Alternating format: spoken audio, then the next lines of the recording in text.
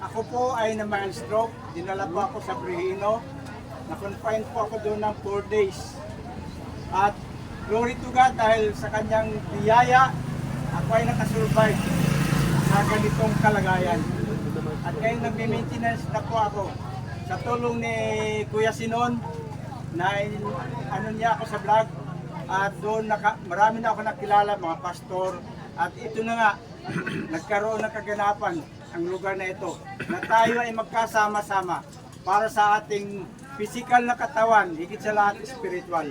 Yun lang po ang aking may babagi sa inyong testimony sa oras na ito. At tayo manalangin. Salamat dakilang Diyos sa oras na ito, Panginoon, na marami ang nakapakinig na iyong mga salita.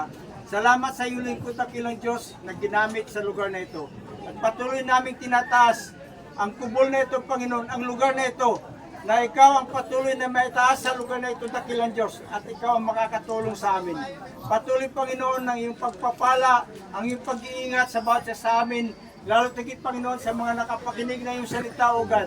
Patuloy na buksan ang kanilang mga puso't isipan na sila, Panginoon, ay mag-isip kung saan ang kanilang tutunguhing lugar. Napakaganda ang lugar na ipinaghanda mo sa amin. Ito ay ang langit. Samantalang ang mga hindi kumilala kay Kristo Jesus ay ang kapahamakan doon sa dagat-dagatang apoy. Salamat, Panginoon, sa kasiguraduhan na ikaw ang makapagbibigay lamang sa amin ito. Wala sa anumang mga relihiyon, kundi sa pamamagitan ng pangalan ni Kristo Jesus, ang siyang kaligtasan ng bawat sa amin. Dahil siya naghirap sa krus ng Kalbaryo, nabuhos ang kanyang dugo upang sa kapatawaran ng aming mga kasalanan ay yung maibigay sa amin. At kami, Panginoon, ay magsigaling sa aming mga sakit at karamdaman. Salamat, O God, sa araw na ito at patuloy mong pagpalain ang lahat ng bikers na natadako dito sa lugar na ito. Salamat, patuloy mong pagpalain ang bawat sa amin, Panginoon.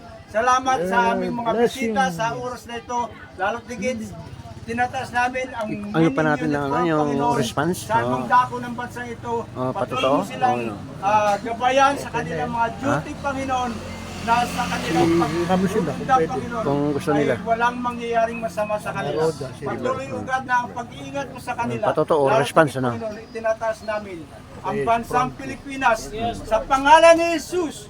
Hallelujah, hallelujah. Thank you, God, sa oras na ito. Ganon din, Panginoon, ang aming Pangulo. Patuloy mo bigyan ng katalinuhan, Panginoon. Wisdom and knowledge, O God, na nanggagaling sa iyo. Sa kanyang mga desisyon, O God, ito ay nararapat, Panginoon, at naaayon sa iyong kalooban.